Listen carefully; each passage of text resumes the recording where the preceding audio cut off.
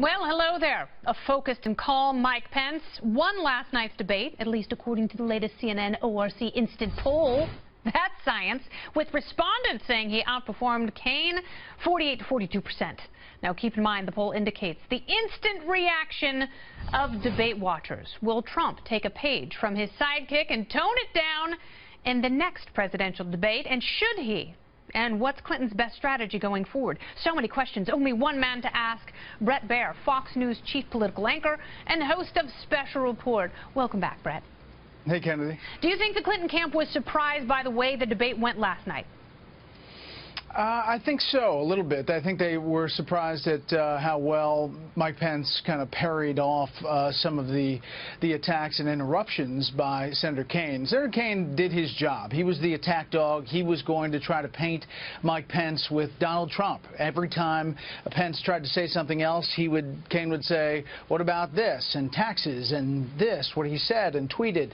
And I think that if you're the Clinton folks, that's what you wanted. You wanted to put that out there on everybody's mind.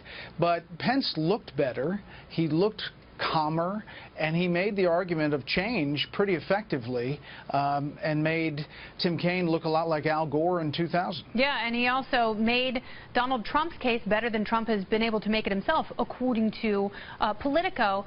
So let's talk about the debate that's coming up this Sunday. Does the VP debate change that at all? It may a little bit. I don't think Donald Trump is going to change dramatically, but I do think that he may be more practiced.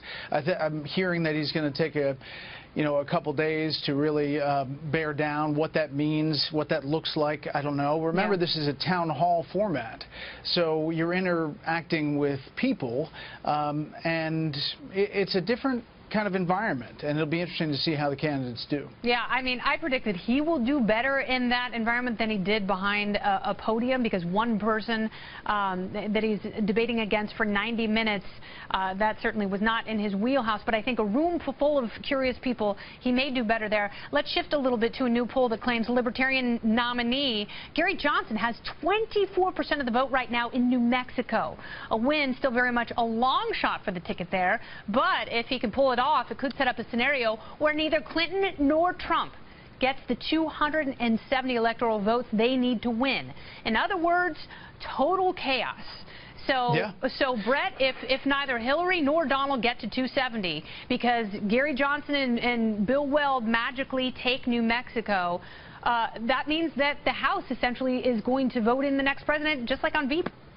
Yes, the election goes to the House of Representatives, and they make a decision from the top three contenders in the presidential race. And it's actually the Senate who decides who the vice president is in that scenario.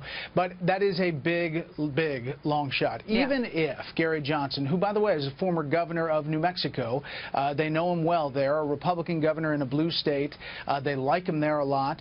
If he wins New Mexico, you still have to have a scenario by which the Electoral College vote was that close. There are ways to do it if you do the different states. Yeah. Remember, there's also Maine splits their electoral votes, so there's a congressional district there. There's a Nebraska district. You could have one electoral vote making the difference in this election. It's going to be fascinating. The question is whether it will be that close. Bret, if ever there were a year, it would be 2016. Just one more reason to stay tuned, and we'll always tune in to you and definitely see you on Sunday night. Thanks again. All right, see you, Kennedy. Very good.